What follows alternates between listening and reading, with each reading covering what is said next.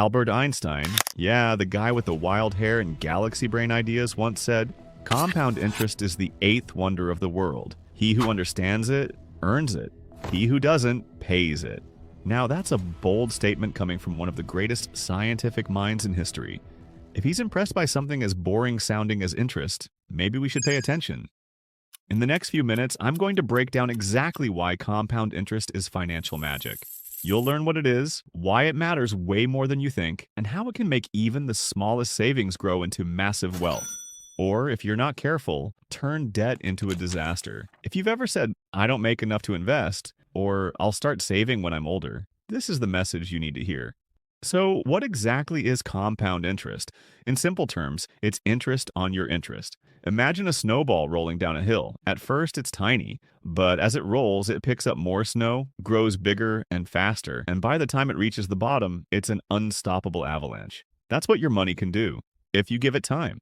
Here's a basic example. Let's say you invest $100 at a 10% annual interest rate. With simple interest, you'd earn $10 each year. So after 5 years, you'd have $150. That's fine. Nothing life-changing. But with compound interest, things get more exciting. In the first year, you earned $10. Now you have $110. The next year, you earn 10% on that, $11. So now you have $121. The third year, $12.10. That brings you to $133.10. By year 5, you end up with about $161.05. Now that might not seem like much more than the simple interest example, but here's the thing. Compound interest is a long game. Stretch it out over 30 years and that same $100 grows to nearly $1,745. You didn't work harder, you didn't invest more, you just waited. Let me tell you a quick story. Meet Emma and Jake. Emma starts investing when she's 20. She puts away $200 a month for 10 years, that's it. From age 20 to 30, she invests consistently, then stops.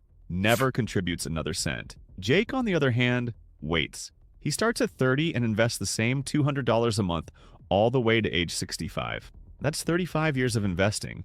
So who ends up with more money? You might think it's Jake, right? After all, he put in way more over a longer time.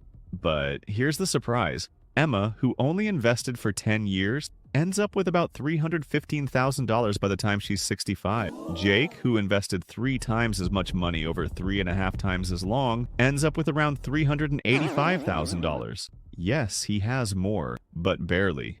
Emma only contributed $24,000 total. Jake invested $84,000. That's a massive difference in contribution for a relatively small difference in result. Why?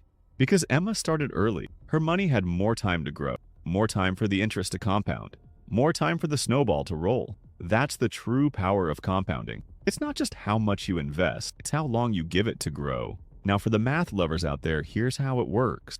The formula for compound interest is A equals P times 1 plus R divided by N raised to the power of NET. Sounds scary, but let's break it down. A is the amount you'll have in the future.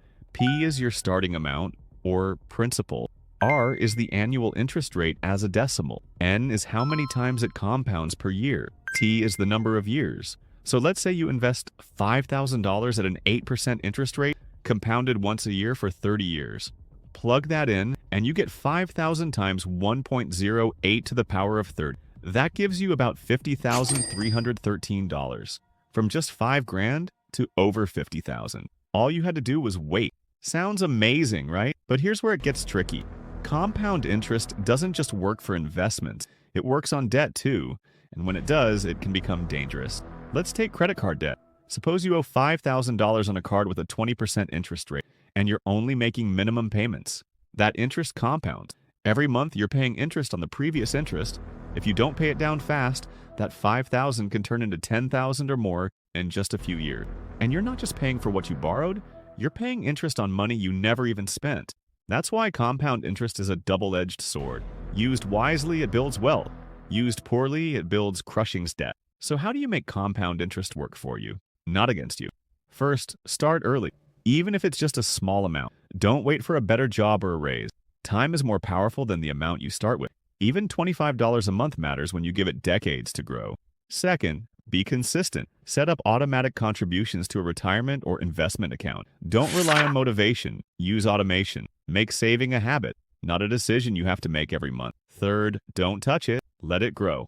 Every time you pull money out early, you're stealing from your future self. Let your money sit. Let it work. Fourth, reinvest your dividends.